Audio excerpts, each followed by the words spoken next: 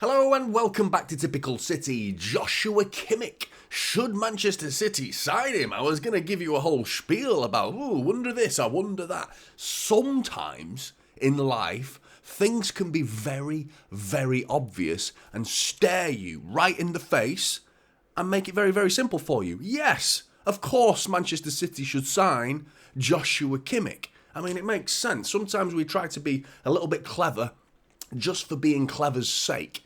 Now, really, this guy's just an absolute world-class midfielder. I mean, all the boxes are being ticked for me. We want cover for Rodri. Cover for Rodri. We want someone to play alongside Rodri. He can do that, no problem. Or what about that versatile role where he can drop in and out of right-back and defensive midfield, like Rico Lewis, Akanji, John Stones have been doing, that hybrid role? No problem. Last season, he had 26 appearances as a defensive midfielder and 16 appearances as a right-back for Bayern Munich. So there's that versatility. He loves Pep Guardiola. Pep Guardiola loves him. It's very, very simple. Sometimes these things are just abundantly clear, staring you in the face, and you just have to accept it. This is like really, really obvious deal that City needs to get done. I like to think that once the Euros are over, once Germany, if they make it all the way, that will delay any sort of potential deal. But if the deal is dependent on when he's finished with Germany in the Euros, then City sign him up. That would be great. I think that's when the deal should happen. The fee is the big one. Now, I know a lot of people are comparing him to Bruno Guimaraes, and I'm going to provide you some stats, by the way, which is similar to the stats that I showed you in my previous Bruno Guimaraes deal and the things that Pep won't like about Bruno Guimaraes. But they're two immense players. Let's have it straight. You don't need to pit them against each other so finically, like if that's a word, it isn't, I just made it up. But you know what I mean? The details are tiny between the differences between the two. I think Bruno Guimaraes is a little bit better in the final third. He's got a better goal creation side of his game than Kimmich. But I think Kimmich's got a wider passing range. I feel like Kimmich is a bit more of a well-rounded player, more experienced, more reliable. We know what we get with Joshua Kimmich. But the big difference, there is a big statistical difference, and I'll get onto that in a minute as well. But the big difference that, again, staring us in the face, is the price. Because Joshua Kimmich has got 1 year left on his contract, whereas Bruno Guimaraes is just past June the 24th, which was the trigger point, or the end of the trigger point, for his £100 million release clause. Now the deal for Bruno Guimaraes is incredibly difficult. City are reportedly still interested in Bruno Guimaraes, which I think is good. I don't see why we can't target both. The only question would be you can't play them all at the same time. So there has to be questions there. You can't play Rodri, Bruno Guimaraes, Kimmich, Foden, and De Bruyne all in the same team, unless you played Kimmich at right back. And then you could play Guimaraes alongside Rodri and Foden with De Bruyne ahead of him. That's just a mouth-watering football team, to be honest. Exciting stuff. But the idea that the £100 million has gone for Bruno Guimaraes makes that deal like one of those transfer sagas that I think Newcastle are going to stick their feet in the ground and go, no, we're not trying to be a selling club. We're trying to be like you, Manchester City. We want to keep hold of our superstars. And we're not going to sell you them unless you want to cough up a ridiculous amount of money. And with that £100 million release clause, that's gone now. They can ask what they want. And Bruno Guimaraes has to deal with it. And he's got a long contract to deal with as well. So for me, I think that's a big factor. £30 million is reportedly what the fee could be for Joshua Kimmich, which is absolute bargain of the century. If you play, it's Joshua Kimmich, mate. £30 million. It's a no-brainer. £100 million for Bruno Guimaraes, that's not a no-brainer. That's a real head scratcher. That's a think about it. That's a lot of money for a very good player, but that's a lot of money. You know, that's high value. I mean, is he worth 100 million, Bruno Guimaraes? I mean, would you pay 100 million for a Joshua Kimmich? Put it that way. I don't think so. I don't think especially considering he's 29 compared to Bruno Guimaraes, who's 26. So he's got years on his favour. But at 29, the player that he is, the fitness levels that the guy has as well, he's got a reasonably good record from a minutes perspective as well. Injury record isn't too bad. But yeah, that versatility, it just screams to me. And at 29, I think he's got 4 more years, at least, at the very, very top level of the game. So at 30 million, it'll pay for himself in the matter of 2 years. Now, the problem for me is going to be, well, it's a potential problem. And I think City fans have made quite a bit too much of it for me. I think the wages being brought into it because he's on £318,000 a week at Bayern Munich. And if he was to receive that same amount of money at Manchester City, that would make him the third highest paid player at Manchester City. Now, that's not exactly coming in and obliterating the wage structure at Manchester City, making him the top dog, is it? Because he's still behind the likes of Kevin De Bruyne and Erling Haaland. And Erling Haaland came in immediately on those wages and was immediately compensated for what we knew would be a high standard of goal output. Now, is Joshua Kimmich worth £318,000 a week at 29? You're looking at your Phil Fodens who are looking for £300,000 a week. Your Bernardo Silva, who's less than that. Those two in particular stand out to me as players that shouldn't be getting less than Joshua Kimmich, and that's when it starts to question marks start to be raised.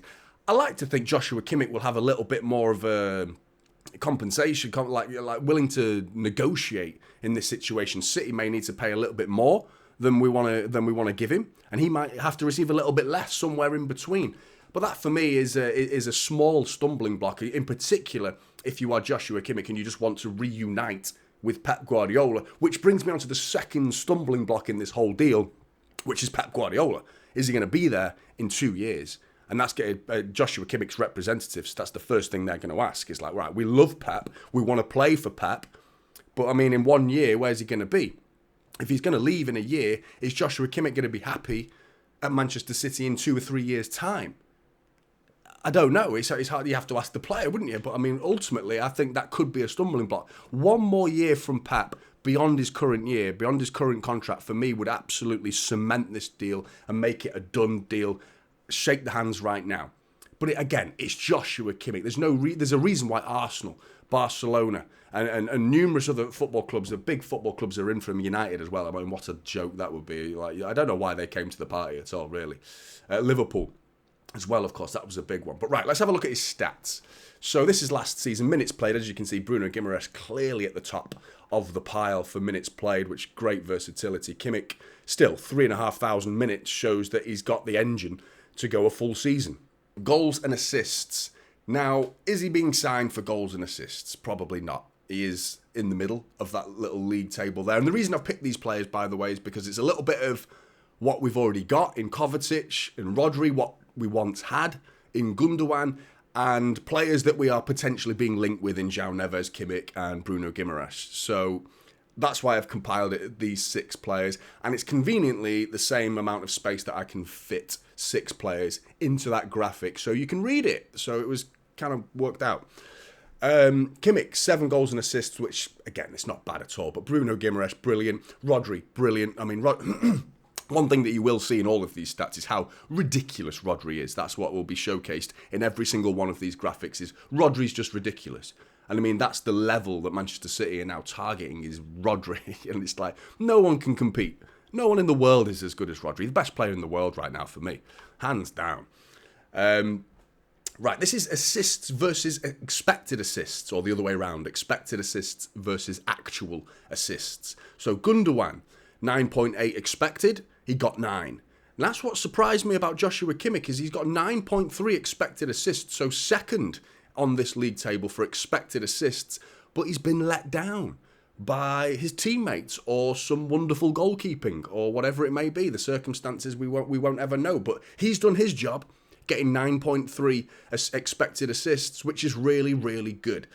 Now, the two underneath him, Guimaraes and Rodri, both, in particular Rodri, hugely overperforming in their expected assists versus their actual assists, with Guimaraes getting 8 and Rodri getting 9 compared to 6.3 and 6.1 respectively, and João Neves and Kovacic at the bottom pretty comfortably. So Kimmich, I mean, that's great news. You know, you start applying that 9.3 assists, expected assists to the likes of Erling Haaland, you'll probably see the actual assists start going up a little bit. Progressive passing distance in yards. This is an indication of just the forthright thinking of them as a midfielder. What types of passes? Is always forward. You could have the Kovacic is very sideways, isn't he? Rodri's a mix, by the way. Rodri's he passes sideways, he passes backwards, but he's also got 15,000 yards of passing forward as well. So I mean, he's the best midfielder in the world, Rodri. But Kimmich, second on that league table for passes forward in yards. 10,000, just a bit more than Bruno Guimaraes. Again, little details between Kimmich and Guimaraes, which is great news that we're targeting both of them. Passes into the penalty area. Guimaraes, brilliant, really, really good. So that's a real keen eye for breaking the lines in opposition defences that Guimaraes has got in his locker. A little bit more than Kimmich, quite a bit more than Kimmich, more than everyone to be fair, which is one of the few times you don't see Rodri at the top of the pile. Really good though. Passes into the final third, though. Again, Rodri, ridiculous, taking the piss, mate. Kimmich, top of the pile. Well, joint top of the pile with İlkay Gündoğan, which is really, really good. So again, that aggressive nature to pass that ball forward. Aggressive, attacking football mind. Brilliant. Tackles and interceptions. Now we're looking at the defensive side of the game. Not as good as you would think, really. But was he asked to do it? Which is what I'm going to bring into the next step. Guimaraes, brilliant last season. Fantastic. 123 above João Neves, who was in 100. Very much a sitting midfielder, whereas Rodri's was asked to do two jobs last season as a number 8 as well as a holding number 6 as well. Rodri is still really good. Those three well above Joshua Kimmich in tackles and interceptions. So apparently, according to last season, Joshua Kimmich doesn't know how to defend. Well, that's why you shouldn't really take into consideration one season's worth of stats. Because if you look at the previous season before that, Joshua Kimmich, mate. So it's not like he can't do it. He knows what he's doing. When he's asked to do it, he'll do it for you. That's what I love about Joshua Kimmich. When he's asked to defend, he'll defend. As you can see, the 2022 and 2023 tackles and interceptions, top of the pile, Joshua Kimmich. So he's got the range that we're looking for here. Defensively minded, progressive passes, aggressive with the ball. Assists are there and expected assists as well. Goals are probably the one thing that are missing from his game for me. And it's set pieces as well. Set pieces, he's fantastic. His delivery into that box is fantastic. Something I think City need to improve on is our corner taking ability right now, because we've had Alvarez taking a lot of the corners last season. Foden's been actually quite good. His deliveries in the Euros in particular have been good deliveries into the box. De Bruyne obviously is great, and adding Kimmich to that, brilliant. Set pieces will be a real dangerous aspect to our game if we add Joshua Kimmich to that. Now, this is the stats that I brought onto my Guimaraes video and what I think Pep will not like about Guimaraes.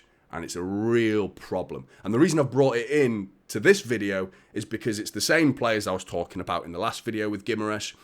Kimmich is bottom of the pile, but this is the pile, this is the league table that you want to be bottom of. You don't want to be top of this pile because Guimaraes is more than double in statistically being dispossessed more than Rodri, okay?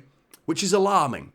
Which is really, really alarming, to be honest. So that's being, okay, you could ask people, I know people mentioned in the last video that being dispossessed is just an indication of where you are in the pitch, because yes, attackers are more likely to be dispossessed than defenders because they're dealing with a one-man press or a two-man press, whereas you're being swarmed by defenders when you start attacking the final third of the pitch, which Guimaraes did a lot of last season. So you can forgive him in that regard because Guimaraes, I think, did play a lot more in the final third of the pitch than Kimmich did last season, but still, he's well bottom of the pile, Kimmich, in 16. So the guy doesn't lose the ball. He keeps that ball. He keeps possession for Manchester City, or Bayern Munich in this case, which to me is the sort of player that Pep will absolutely want to keep in. Now, what are the excuses for miscontrols, though? That's nothing to do with where you are on the pitch. That's just miscontrols. That's just sloppiness.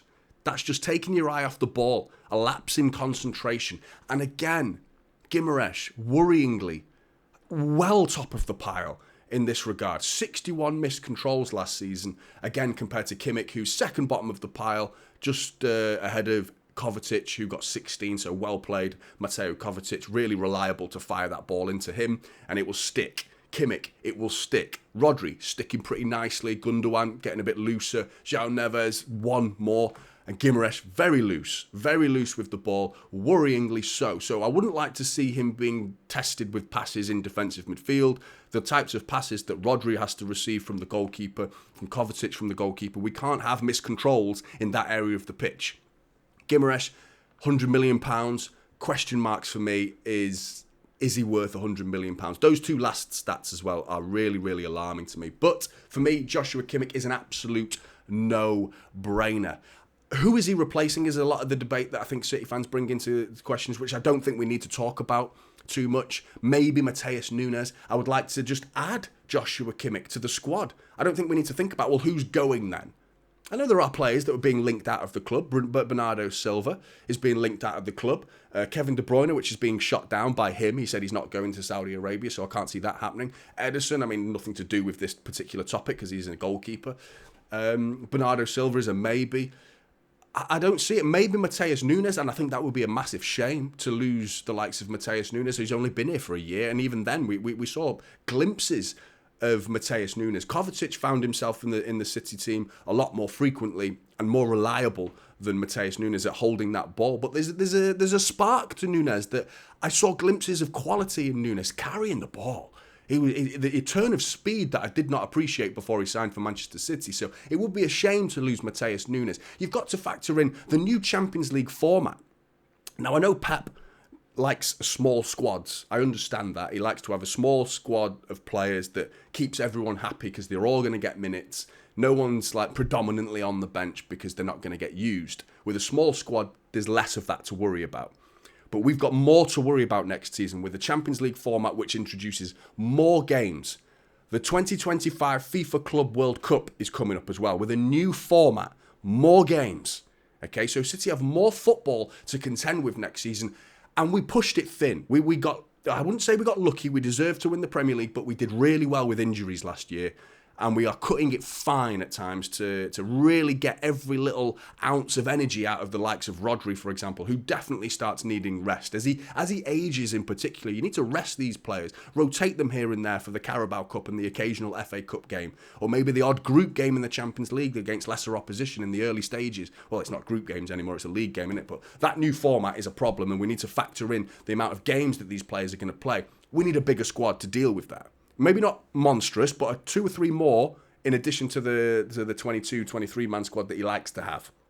That's my opinion anyway. What is yours? Get in the comments below. Let me know your thoughts on Joshua Kimmich. Would you prefer him over Guimaraes? Would you prefer Guimaraes over Kimmich? Would you like to see both? Will City do that with PSR? It's an interesting topic because the finances are coming into play big time for this transfer window. It's going to get interesting. Let me know your thoughts in the comments below. Like and subscribe to Typical City, and I'll see you in the next one. This is Typical City now.